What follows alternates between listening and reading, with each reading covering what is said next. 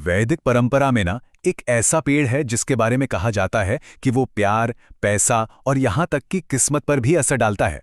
तो आज हम उसी गूलर के पेड़ की कहानी और उसके रहस्यों को थोड़ा करीब से समझेंगे। सुनने में थोड़ा अजीब लगता है ना? लेकिन एक बहुत ही प्राचीन मान्यता के अनुसार इसका जवाब एक बेहद खास पेड़ के कॉस्मिक कनेक्शन में छुपा हुआ है। तो चलिए सबसे पहले मिलते हैं हमारे आज के विषय से, यानी गूलर के पेड़ से।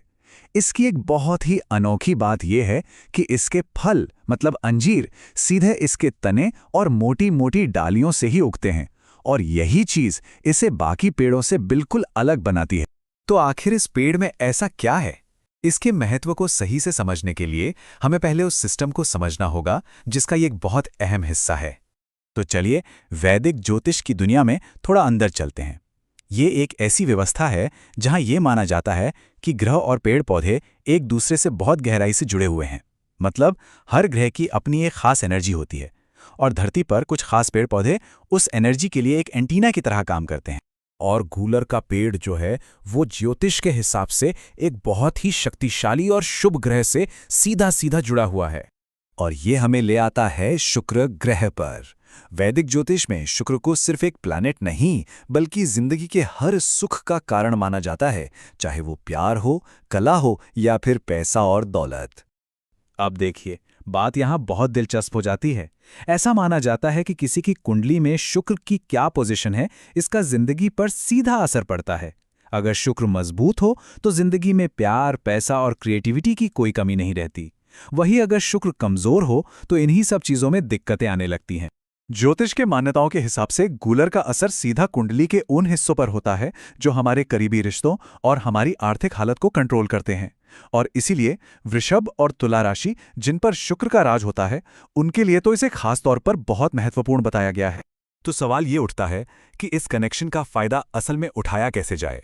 इसके लिए कुछ खास उपाय और रिचुअल्स बताए गए हैं।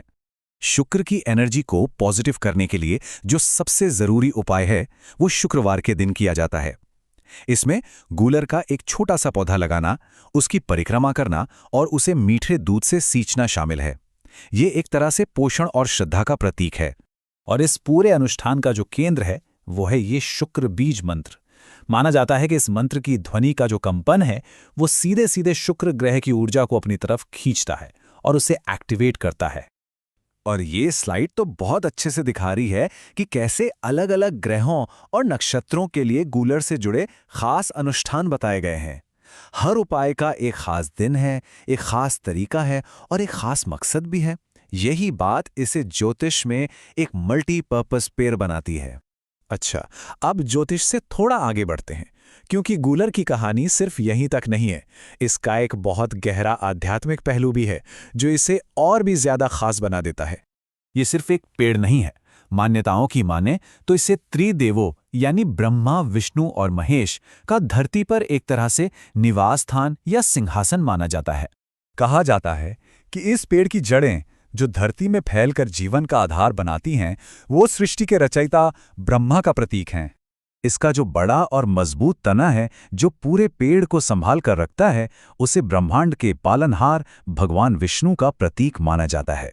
और इसकी जो शाखाएं आसमान में फैली हैं, जो पुराने पत्तों को गिराकर नए पत्तों को जगह देती हैं, उन्हें परिवर्तन और संहार के देवता शिव का प्रतीक माना जाता है। जिस तरह इसके फल बिना किसी मेहनत या दिखावे के सीधे तने से ही उगाते हैं, उसे प्रकृति का एक बहुत ही खूबसूरत संदेश माना गया है। ये एक तरह का उपदेश है जो सिखाता है कि पोषण और समृद्धि कितनी सहज और सरल हो सकती है। तो इन सभी बातों का सार क्या है? ज्योतिष, अध्यात्म और प्रकृति, इस पूरे संगम से हमें आखिर क्या समझना चाहिए? देखिए, मूल बात यह है कि गूलर का पेड़ एक जिंदा पुल की तरह है जो शुक्र की आकाशीय ऊर्जा को धरती पर प्यार, किस्मत और समृद्धि के रूप में लाने में मदद करता है। और आखिर में गूलर के पेड़ की ये पूरी कहानी हमें एक बहुत गहरे सवाल के पास लाकर छोड़ देती है।